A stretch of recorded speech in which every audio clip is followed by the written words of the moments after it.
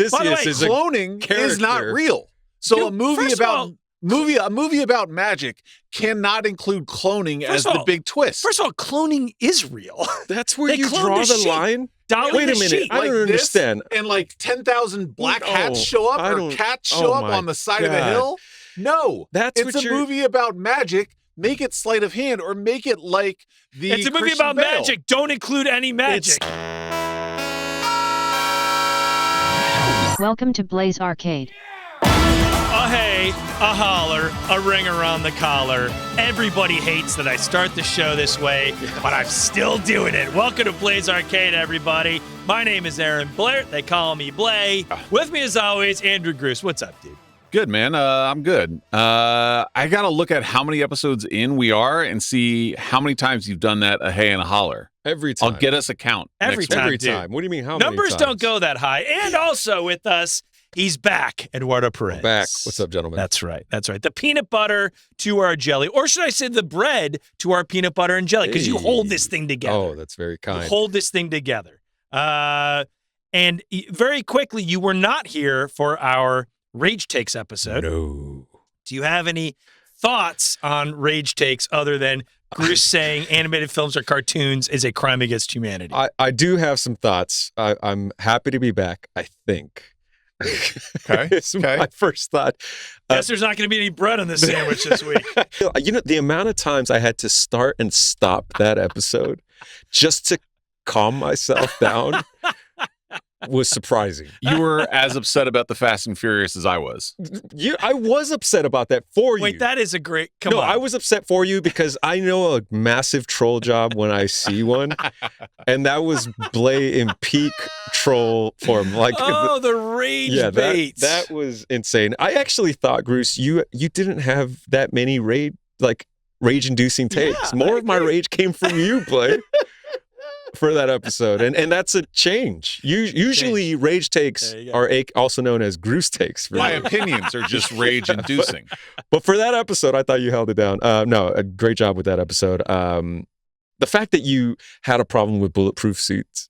Well, that bothered me. Well, I think the fact that everybody has them is a problem. But then you know what? Somebody on YouTube, and by the way, if you're not watching this on YouTube, please go to YouTube and check us out and leave comments. And I many times will respond to your comments on YouTube. So, my point with John Wick, everybody having bulletproof suits, I made the point that it lowers the stakes. Sure. If everybody has bulletproof suits, then it just seems lame. But somebody on YouTube made a great point and said, if everybody has them, then it's just like nobody having it, which makes sense to me. Like, that's true. Like, as long as the playing field is level, I guess it is still exciting. Yes. So, great. Well, we will be doing another Rage Shakes episode that you will be here for, so you can enrage us as we have enraged you. Today, we are talking about what everybody's talking about, which is Christopher Nolan and the Odyssey, which has hit the entertainment industry like a Mack truck. Yes. And in a great way. And so we're gonna talk about that today. Have you guys seen the Odyssey? Like, we're lucky here in LA that we have the premier IMAX screen in the world, right?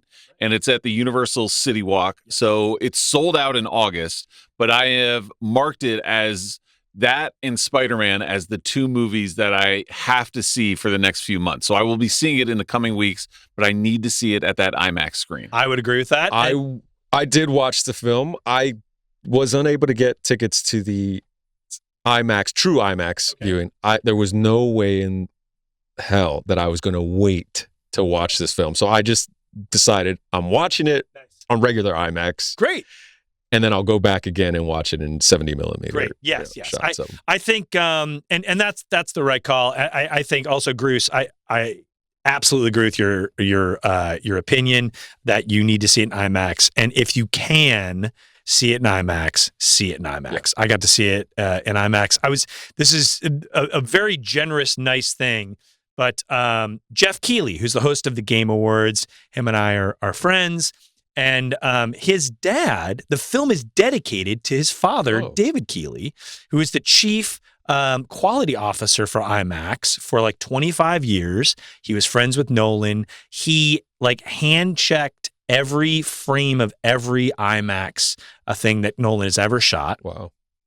He finished the Odyssey before he passed away. He passed away a year ago. The new IMAX camera is called the Keeley.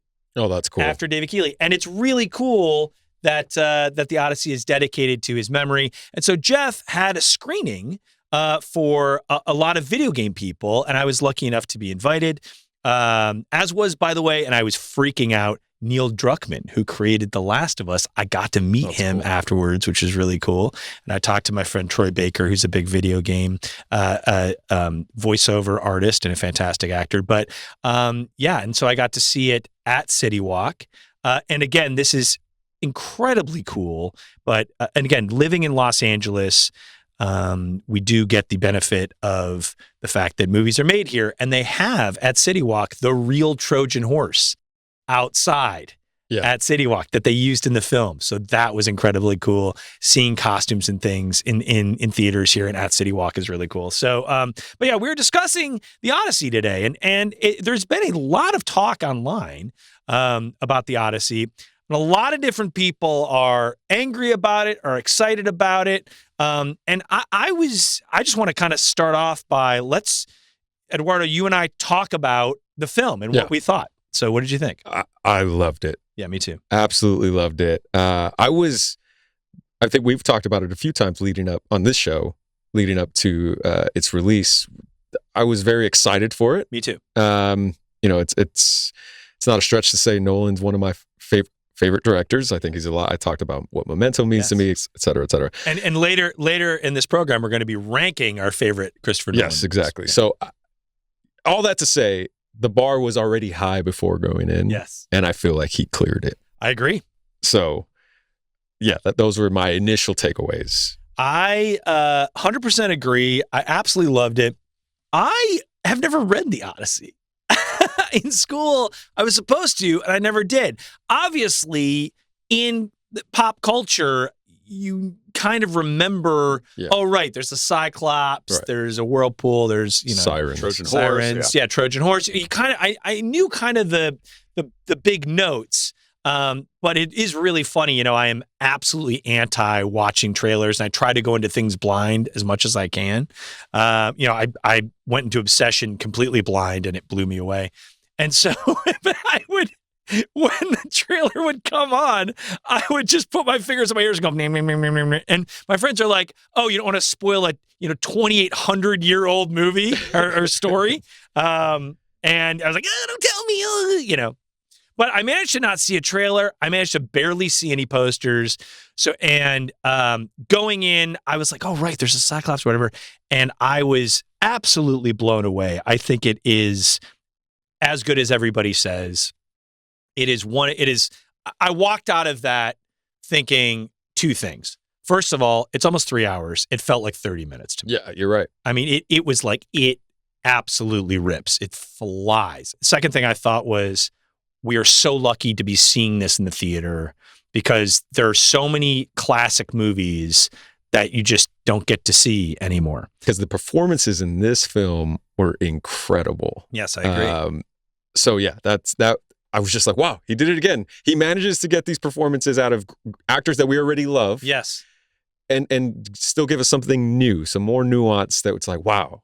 Did it take you out? Because I've seen people talk about this online, that the cast is too famous. No, not at all.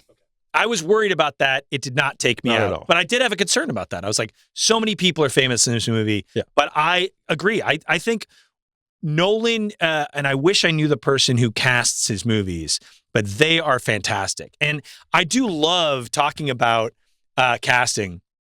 One thing I love is when a director kind of has their stable of people.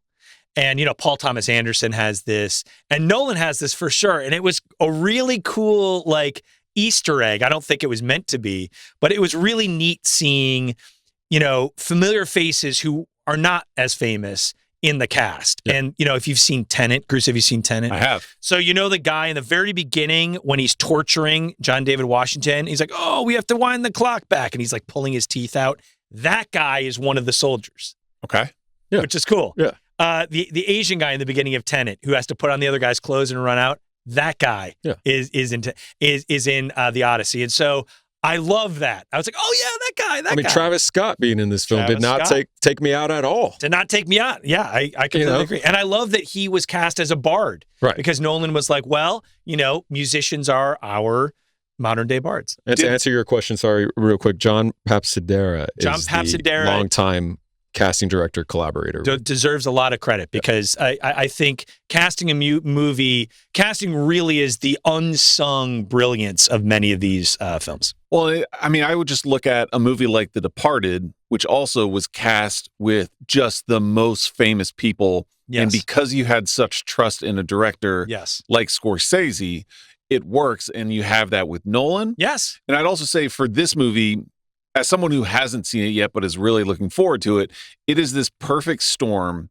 of the IMAX theater and like what that means. And there was like a great 60 minutes piece on Christopher Nolan, IMAX, like how it's edited, I saw and that. the color correction and all that stuff a couple weeks ago that I was like, oh, that's great. And it has nothing to do with the cast. Damon's in it, but like, it's more about the technical intricacies of the camera and the actual film. Yes. And then you've got an amazing cast. You've got a 1,000-year-old story that is infamous. 3,000. And so and you've got Nolan directing. So you've just got this perfect storm that then dominates the box office for any number of weeks, probably until Spider-Man comes out. And it's just an incredible, speaks to the power of what Nolan's able to create. And it's really impressive. 100%. And I want to get to the technical stuff in a minute. But speaking about the cast and the actors, I think that, again, casting is such magic when done well and done right. And one thing I appreciated about the Odyssey was the fact that everybody felt like they got their moment. Yeah. Like Anne Hathaway did a fantastic job. Tom Holland did a fantastic job. John Leguizamo. Incredible. And it didn't feel like anybody got short shifted. No. Charlize Theron, great. And everybody did a great job. It did not take me out. And if I think it only added to the epicness of the film. And one criticism I've seen is, these actors, they should have had more Greek actors. Another criticism I saw was, it took me out that he says mom and dad. There's a lot of, obviously, people who are historians and people who are scholars, people who are these literary, have dedicated their lives to literary study and pursuits. And to them, having this blockbuster, huge movie, I could see them being incredibly excited about it, having a lot of really high expectations that we don't even understand, right. It doesn't even register with us because we haven't spent our lives reading old texts. And so I completely get those feelings. However, and in my limited knowledge and opinion, and this is coming off as a nerd and an idiot, okay? I'm just a golden retriever in a human body. But there has to be some thought here to the fact that, the Odyssey is one of the oldest written stories we have as in humanity, right? But it didn't get that wasn't the original written story. It was written down and it survived. Right.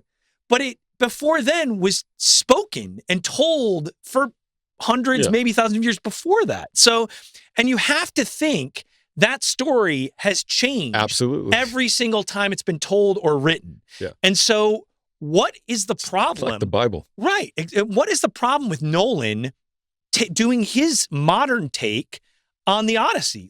Because everyone throughout history has had their take on the Odyssey. Like someone was like, it's too Hollywood. And I was like, it's very possible that the written thing that survived was their Hollywood. Right.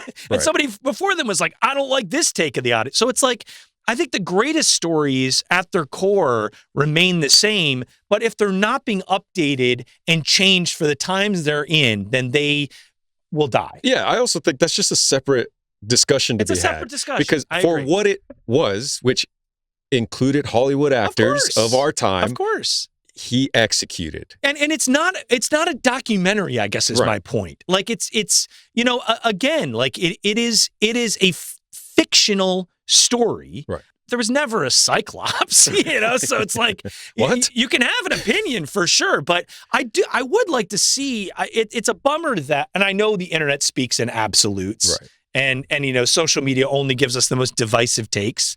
But I do think that's an important thing to keep in mind is this story has changed and will continue to change, and that's part of what makes it so great. Yes. But all that to say, one thing I really loved about the Odyssey was choices like the look of the Cyclops. Yes. Who's supposed to be Poseidon's son, and you believe that this Cyclops could be it's kind of a little mutant looking and weird looking, which I loved, played by Bill Irwin, who's a fantastic actor and was great in Interstellar. But that was cool. Yeah. I loved I'm gonna get it wrong, but Scylla, and Churidabit. That's the whirlpool. Oh yes.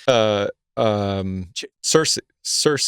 Well, Circe is. Oh no, I'm sorry. Circe. Yeah. That scene was great as well. The Circe part was like, and I almost don't want to say that for Gruss because that part was, but felt very horror. Felt horror. Felt like horror. Yeah, and Nolan has said he's thinking about doing a horror. That's movie. crazy. I'm excited to see it. I really am. All right, well, let the games begin. So let's. We're gonna rank our favorite Christopher Nolan movies. Gruss, do you want to start with? Should we go in reverse order here? Let's go in reverse order. So I got 3 for you. Okay. And my number 3. Well, okay. Let me tell you. Tell us what Christopher Nolan movie you saw recently. I saw The Prestige. Oh, great! Awesome, banger. I mean, some people might say that. Some people might also say it's perfectly fine. But if you're doing a movie about, some people also might say it's perfectly fine. I've never met a person who said that Prestige is perfectly fine. I will never watch it. It was good. I'll never watch it again.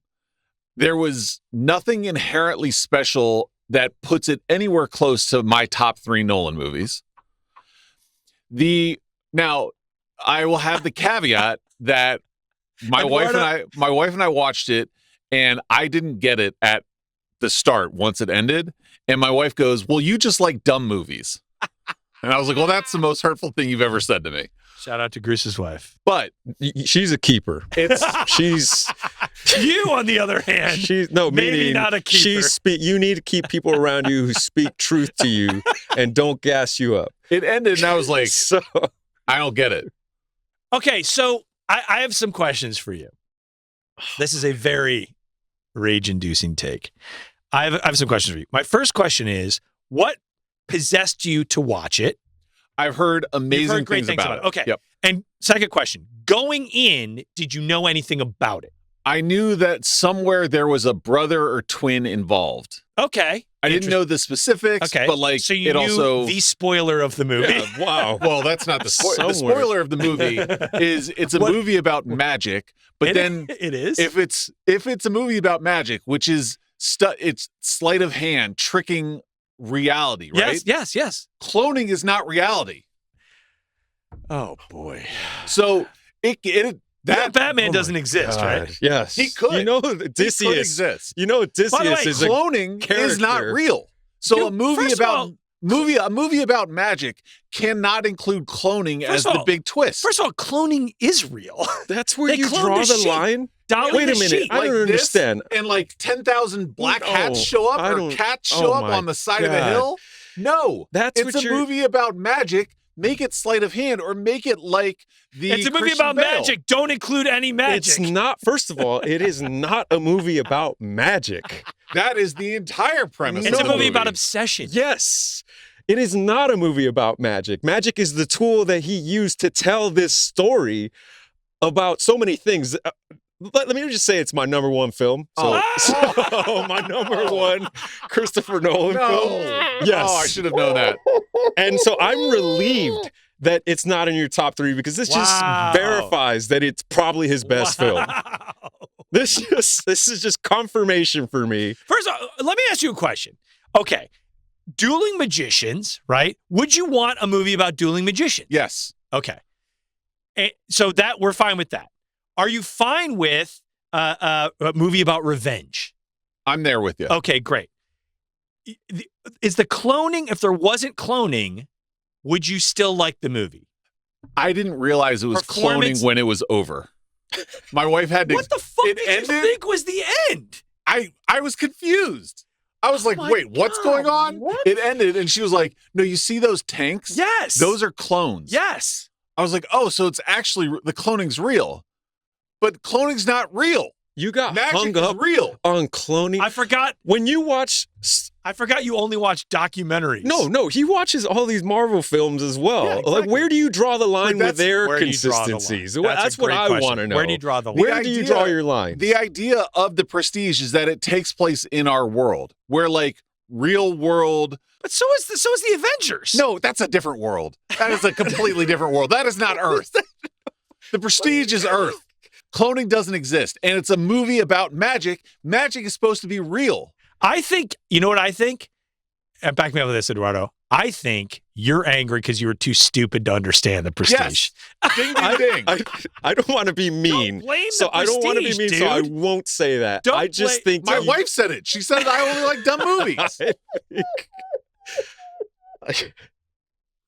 Okay, let me ask you a question. The performances. Great. Okay. Great. It's simply that cloning twist took me out. It's just the Now, twist. But I'd also say, and I don't think, maybe this isn't necessarily fair to Nolan, the movies I have on my list are giant cinema. See. The cinematography is like huge. It's too small. And this was really small. The cinematography of The Prestige is great. Amazing cinematography for The Prestige. You're talking about set designs and stuff like that. Well, and just like but it created a realistic, grounded world in every other sense. So it wouldn't feel most grounded. It wouldn't feel out of place. Right, but I'm used to like Nolan, huge. This didn't fit that. I have things to say about that. Man, let's get into it. Okay. All right. Let's get into it. Let's get into it. So you want to start with your number 3? Yeah, we already know my number 1 We already know your number 1. My number 3. So again, because I don't want to fall prey to recency bias, I left the Odyssey as number 4 currently. Okay. I could see where I watch it a second time, a third time, and it's easily in these top 3. It may even supplant, become my number 1. But for now, Inception is my number 3 favorite Nolan movie of all time. And why? World building. Great. Performances. Yes. Payoffs, stories, yes. surprises. Yes. Yeah, all of that. I don't know. We could do a whole hour on just the movie Inception and why we love it and nitpick and stuff like that. But just in a nutshell, all of the above. Also, things that maybe we shouldn't take into account, but I do sometimes, is relevance historically, like where it was in Nolan's career at the time that he made it, right? Compared to what films were out there. Was it groundbreaking? Was it, had we seen stories like this told before? And so that's where it's become my number 3 favorite Nolan film of all time. I love it. And here's the thing, you critique me, and yet I have the same number 3 movie as you. So I think we're on the same I've said this before. A broken clock is right twice. Why do you love Inception? I think the exact same reasons that Eduardo said. I had Tenet tied with Inception for number 3. Okay. If I could understand Tenet a little bit better. Number 12 I'm too dumb on my for list. Tenet, but the idea of what Tenet is, I thought was amazing. And but it's something where I don't think you can just pick it up mid-movie. Right. Because you just are completely lost. Yeah, if you drop me 25 minutes into it. You can't start a temporal pincer from the middle. So cloning machines, ridiculous. Yeah. But us being able to go backwards, reverse entropy is the movie's about magic. Magic is real. Reverse entropy is somehow. He just didn't get it. He's so mad. That's crazy. But I do love Inception. Yeah. It is I am hypocritical in a lot of my takes. What? And there is a lot of thought that goes into what is actually happening in Inception. It's not just a sit there and don't think, which I think my next 2 movies are. But I do really appreciate Inception. So it was my number 3. And guess what? It's my number 3 too. Oh, nice. But I think what I love about Inception is I do think it's one of the few movies that feels like a complete movie. I think Tenet is a great idea. Mm-hmm. I think it got away from him. That first scene of Tenet Amazing. is incredible. In the theater, That's like right, the in auditorium. theater, yeah. Dunkirk also, I think, kind of got away from him. I think it was a good film, but it almost like the structure and the time part of it kind of became the main character in a way that hurt the film. And Inception has this crazy idea of it's a reverse heist into somebody's brain, basically, which is an insane idea. But I think by framing it with Leonardo DiCaprio's character missing his ex-wife, or missing his wife who's dead, framing it as a tale of grief and coming to terms with loss, I think lets him ground this great idea and it doesn't take over the film because it is about grief and loss. And a lot of theories, again, we've talked about this before. I think a great story is something you think about after it's done, whether it's a book, whether it's a video game, whether it's a movie or a TV show. When it's over, you're still thinking about it, which is why I really loved The Odyssey. Yeah. But Inception, I think about that a lot. I think about that idea and that movie and the theory of, is it all a dream or not? I think the whole thing is a dream. It has come out as Leonardo DiCaprio's character. It's reality when he's wearing the wedding. It's reality when he's not wearing the wedding ring, and it's a dream when he is. But I think the entire thing is a dream. That's my theory on it. Is we never actually see the real life, because in my headcanon, Leonardo DiCaprio tells Cobb is his character's name. Cobb tells the story that him and Mal, his wife, spent years in the dream state, right? And they grew old together, and then they woke up, and then she couldn't deal with the fact that it was reality. She can no longer tell the difference. And she killed herself. Mm-hmm. I think the whole thing is Cobb is an old man, and he's lost his wife. And Michael Caine's character and his family are trying to help him get over that grief. Yeah. And so they're trying to incept the idea that life is still worth living without your wife. Right. And so the whole thing is a dream in my headcanon. And also sometimes people don't wear their wedding rings. I think that's just that, that's the whole thing. True. But yeah, number 3 for me is Inception. Also, I don't know if I've told this story before, but I will tell this story now. I have a great story about Inception, which made me kind of question reality, which was I get really bad allergies. So I'd taken all this allergy medication. I'm home one day. It's like a Saturday. And Inception is a remote drop for me. So I'm watching Inception. And I'm doing my laundry, in my apartment building. And I'm just absolutely like very woozy on allergy medication. And I go down to put the clothes in the dryer. And no one in my apartment building talks to each other, okay? Let me just put that out there. Like, if you're walking down the hall and you see someone, they'll like run into their apartment. No one speaks to each other. And I go down and I see a guy I've never seen before in the lobby. I'm like, hey, man. And he's like, hey, how's it going? He's really friendly. And I was like, oh, hey, how are you? He's like, oh, good. And I was like, okay, have a great day. You too. Put my clothes in the dryer. I go back up, and loving me some Tom Hardy, loving me some Joseph Gordon-Levitt, loving Inception. And, 40 minutes goes by. I go back down and I see the same guy in the lobby.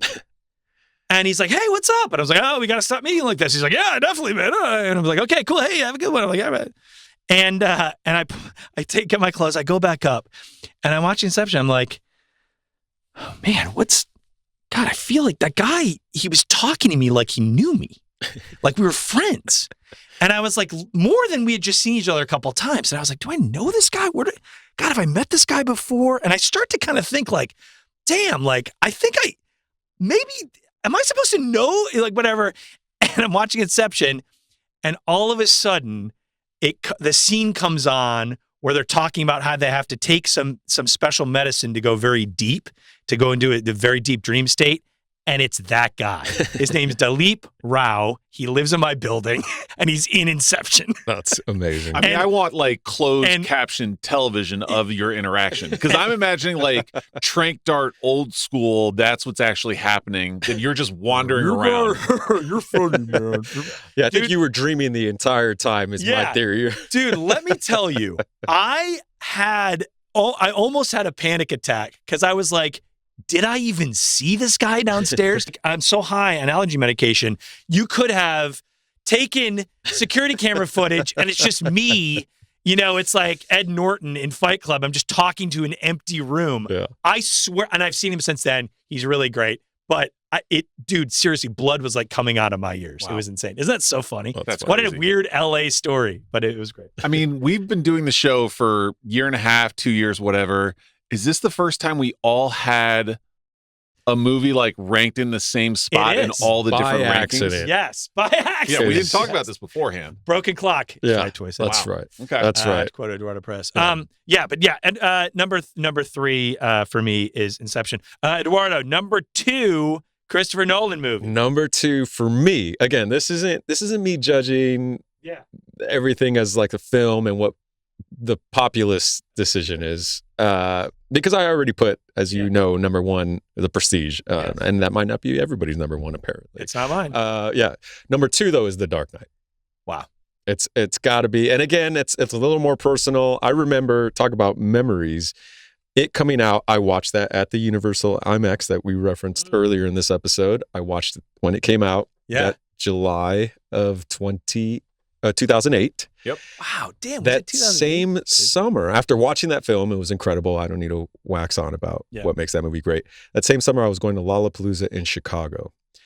And because I had just finished watching The Dark Knight and loved everything about it, my buddy and I decided to go to every area where they shot some of those scenes, including the tunnel with the chase scene, the bank we visited right outside. So Did you go to Twin Anchors Bar? Twin Acres Bar, which is my favorite barbecue joint in Chicago, and it's where Harvey Dent flips the coin at the bar. Yeah, we tried to make a list. This is when the internet still wasn't as sophisticated. Oh yes, of course. So there was no list. Now you got to go back. Yeah, exactly. Great barbecue. So anyhow, that movie just game changer for not just film but superhero movies. It was like, oh my God, this is the best version of a superhero film. Yeah, and also again, he's couching this fantastic idea of a guy dressed as a bat and a guy dressed as a clown in this great kind of like order, chaos, and of course it gets us one of the best quotes ever. Either die a hero or live long enough to see yourself become the villain, which is just a true thing, which apparently, I guess his brother, Jonathan Nolan, wrote that line. Oh, that's cool. And Christopher Nolan was like, I'm so mad that I didn't come up with that because it's the one thing people quote in The Dark Knight. It's just like, but of course, Jonathan Nolan did Westworld, did a bunch of other great stuff. So, but that's amazing. Dark Knight. My number two, you'd mentioned it a second ago, Dunkirk. Wow, okay. I love that movie. It doesn't, once again, the time part of it doesn't play into, like, I didn't realize it at the time. It wasn't like important to me, but I just loved whether it was Tom Hardy in the plane or the boats or the Harry Styles and the troops on the beach. Like the breadth of the film and the tension that I thought that Christopher Nolan created means I can drop in at any point of that movie and have an amazing time watching it till the end. And like the ability to do that, I think, is just incredibly special. And I thought Dunkirk accomplished that at the same level of like Band of Brothers or some of the other war movies that I just put it right up there with Saving Private Ryan in terms of like great war depictions in film. Explain for people who haven't seen Dunkirk and might not know, what is the time element to Dunkirk? So if I get it correct, there are three different timelines. One is minutes, one is hours, one is days. And it's the World War II. It's the true story in World War II of the Nazis have trapped a bunch of Allied forces on the beach at Dunkirk, and they are advancing. And the troops have nowhere to go. They're being starved out. And the true story of a bunch of citizens who take their boats and cross the channel to pick these soldiers up and save them. And the soldiers on the beach, that is told in days. And then there is the boats, the Mark Rylance and the citizens, that's told in hours. And then the dogfight above with Tom Hardy is told in minutes. And there was the criticism or critique that like Hardy's wearing a mask like he did at Bane. But it's like, that's realistic. Well, and it's a pilot. It was great. And I mean, I think Tom Hardy is amazing in virtually every single thing he does. Can't wait for Mobland season 2 to come out. There you go. But I just love this movie, and the ability to drop in at any point of it makes it easily number 2 on my list. I thought, it's funny. We used to work on the Warner Brothers lot when we had the Conan TBS show, and they, very famously, when Nolan was still making movies for Warner Brothers, he used to love Stage 15, which is right next to our stage, and it's the tallest sound stage in Los Angeles. And he filmed the revolving fight scene in Inception in that stage. That's cool. He filmed the Batcave was in that stage, and the night scene in Dunkirk where the boat is tipping over at night because there's a huge water tank. Yeah. In that. And I saw Harry Styles come out of the bathroom in a World War I outfit. And my friend RJ saw Christopher Nolan in a wetsuit walking around. Isn't that so cool? Wow. That's cool. Really? And I saw once, I've seen Christopher Nolan a few times in person, but I saw him once in the Starbucks, like looking at the DVDs. Like I was like, oh, he's going to buy a DVD. Like what, it was really cool. But yeah, that's awesome. For those keeping score at home, Dunkirk and Tenet are amongst my lowest ranked. Oh, interesting. Christopher Nolan. I didn't know the story of Dunkirk going in. I love them, by the way. I love almost every Nolan film. I'm just saying, in terms of ranking, that was. I didn't know the story of Dunkirk. Did you know going in? No. Yeah. No. Yeah. Did you know the story of Dunkirk? Nope, did yeah. not. And so for me, it was thrilling. Like I didn't know if they were going to make it off the beach. I had no idea. I love Dunkirk a lot. It's only a movie I've seen once.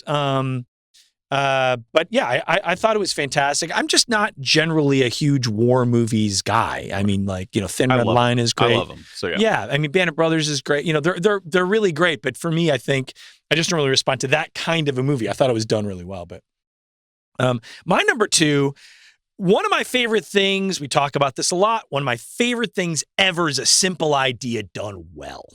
That to me, whether it's food, whether it's a book, whatever it is, a simple idea executed well is my bread and butter. It's my favorite thing. Memento is my number 2.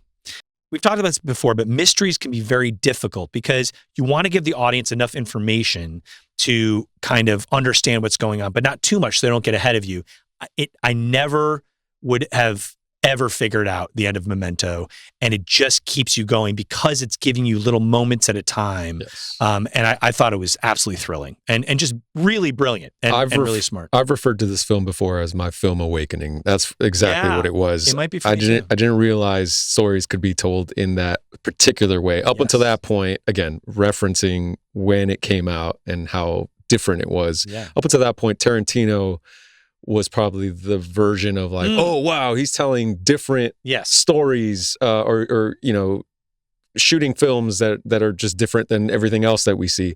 And then I saw Memento, and I was like, oh, and this is different than that even. Agreed. So watching that film, and you speak of the tattoos, that was the inspiration for me at a time where I was like, I'm going to get tattoos, and I'm only going to get them in random places on my left arm, which I do have several just on my left arm. And Dude, I love that. It was because of Memento, actually. Wow, so I love that. And I'm sure I'm not the only one. I'm sure there's several great. people who had that as the inspiration. But that's awesome.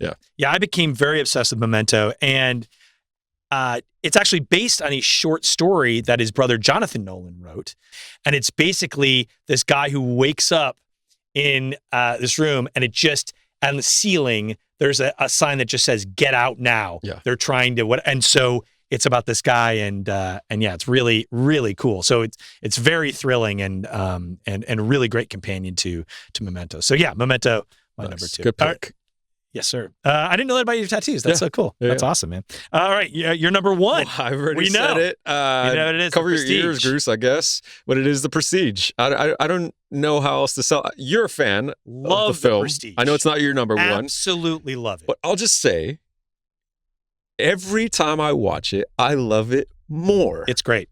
There's so many. One of the things I love about The Prestige is, and very few movies have this, there's so many layers to The Prestige. Yeah, 1,000%. This film, I'd argue, more than any other film that Nolan has done, tackles every narrative theme perfectly. Yes, agreed. Man versus self, man versus wild, man versus world, Revenge, man versus obsession. It's Art, like our relationship with art and what it takes. Like, these two guys want to be the best. Why? Right. Why? One's a showman. Yes. The other one's the tactician. Yes, the craftsman versus agreed. Exactly. And the duality of men, it's just, yes, I agree. And then you, oh my God, that David Bowie is amazing in this film. I don't understand how you cannot. I mean, like I might have this. also been thrown within the first 5 minutes when I saw how they do the bird disappearing trick. Oh, that was great. I was like, oh my God, Really is that good. real? Yes. Really Is that how that happens? They kill a bird every single time? That's terrible. That's terrible. But then what a great thread then that completes at the very end, right? I also mean, to just use the setup for a trick, yeah. aka the prestige, right? Yeah. As Which, the by narrative the way, didn't exist before. Like, that was created right, but for the movie. to use that as the tool to tell this story was just a stroke of genius. Incredible. You know? I thought the movie was good, was fine, but like, to me, it just doesn't. Stick in your corner. It doesn't scream Nolan in the way that Oppenheimer, Inception, Interstellar, like I disagree. Once again, like how big those movies are. Those I just films didn't don't get get that made from The Prestige. without that version of Nolan happening. I think it's once he told that story of The Prestige, then people started to be like, wow, what a director, what a storyteller. Let's give him more money. I think I just thought other directors could have made that film.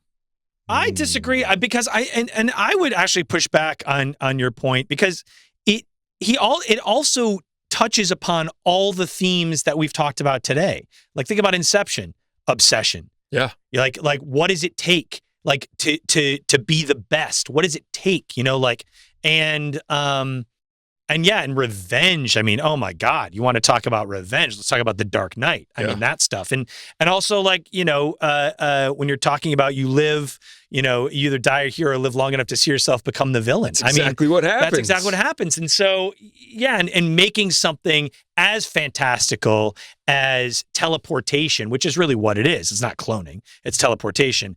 No, it's cloning.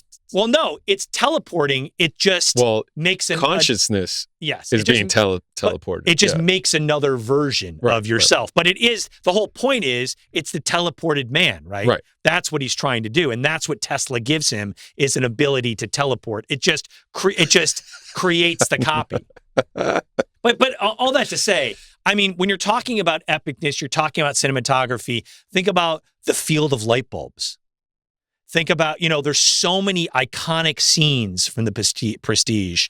Really great. I mean, just again, the shot of the tanks at the end is fantastic, you know, like, and I think, again, I go back to what we talked about in the very beginning, the Odyssey, casting, you know, and if you look at the casting, you know, Hugh Jackman is obviously a fantastic actor, but he is a showman. You look at Christian Bale, he is a craftsman, you know, and perfectly cast. Rebecca Hall is amazing in this film. Oh, so good. Scarlett Johansson's great. Of I think the film in many ways. Agreed. Scarlett Johansson, incredible. I mentioned Andy Serkis is great. Oh yeah, that's right. He's like Bowie's assistant, right? Yep. And Bowie's great. I mean, and again, it's a simple idea done well. It's two magicians.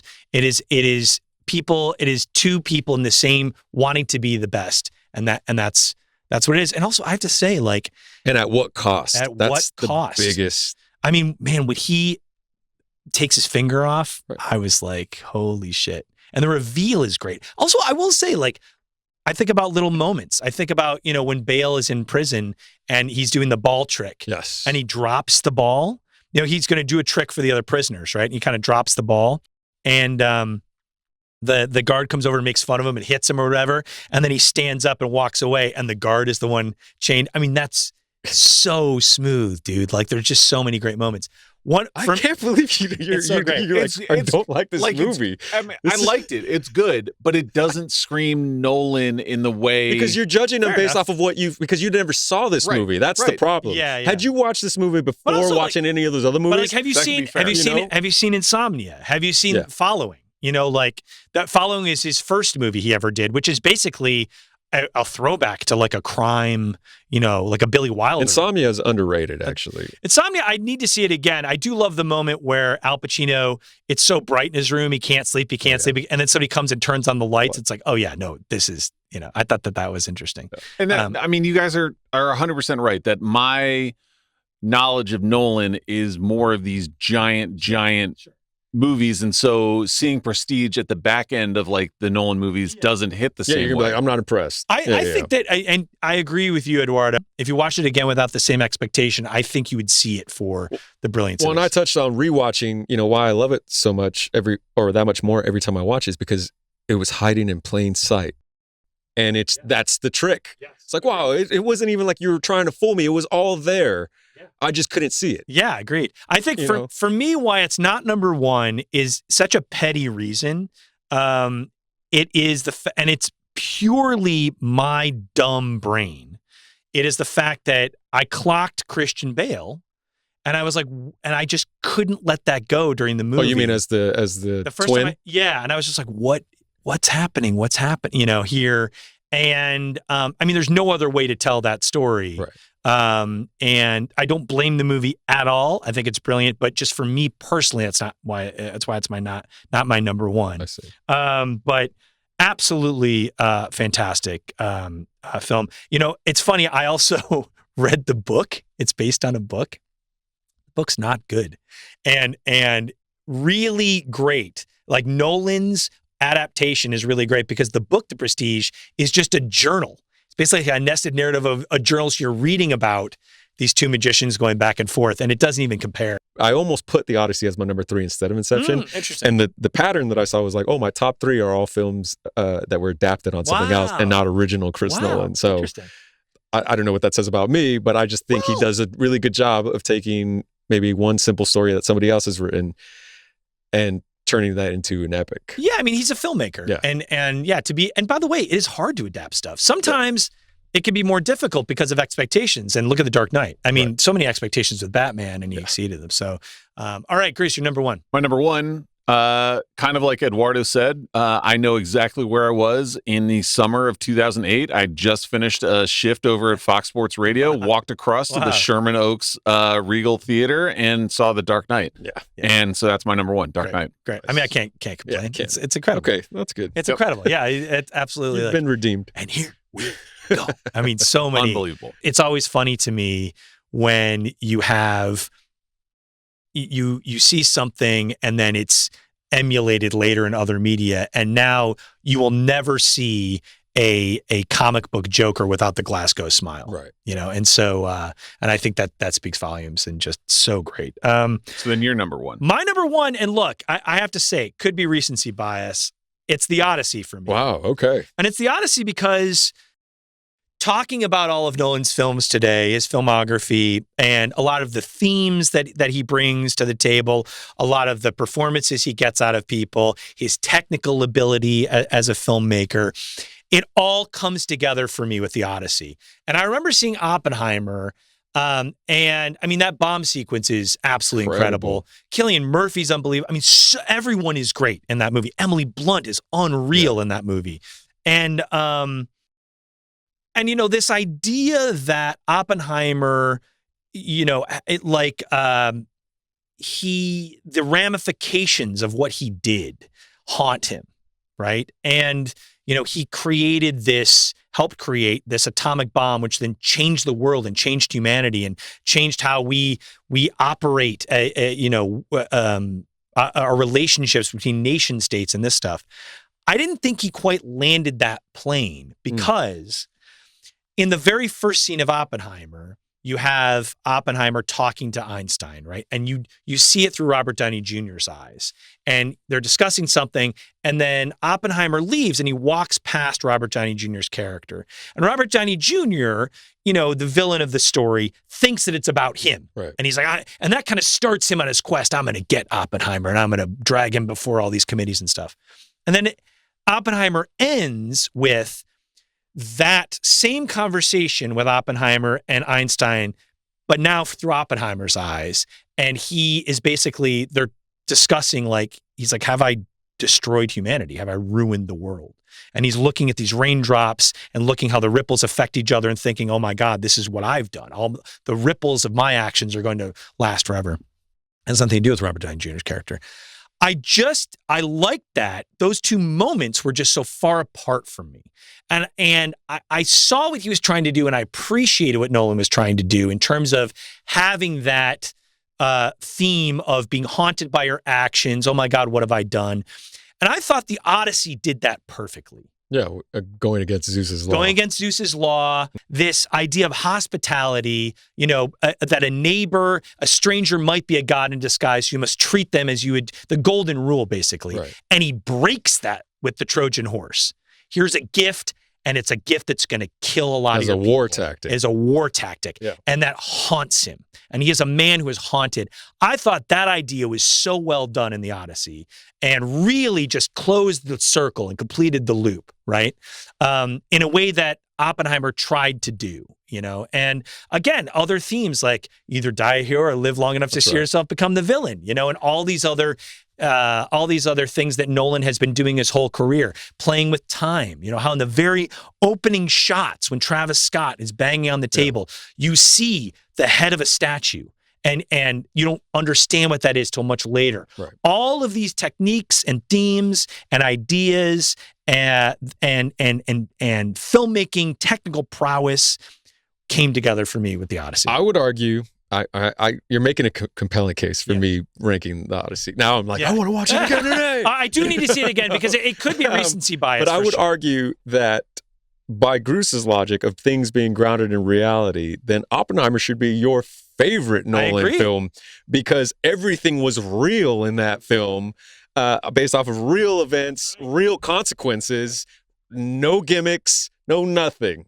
I did say I was a hypocrite in some of my arguing. So, you're right. You're right. I love the movies that I picked. Yeah.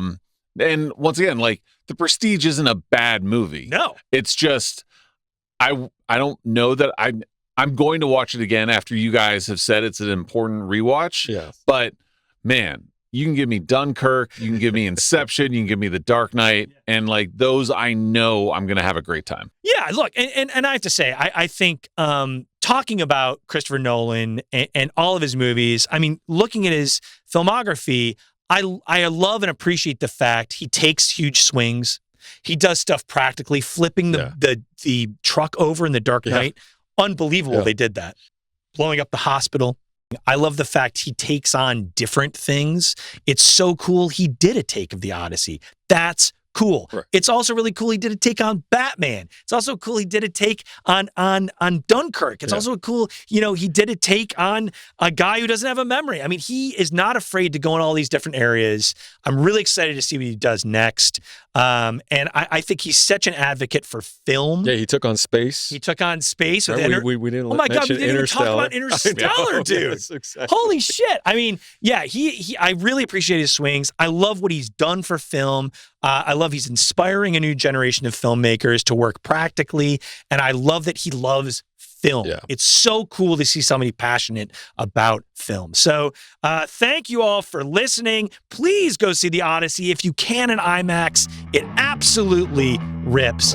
For Eduardo Perez, Andrew Gruss, and myself, once again, you can always leave us a message, 855-266-2604, or leave us a comment on YouTube. We will see you all next week.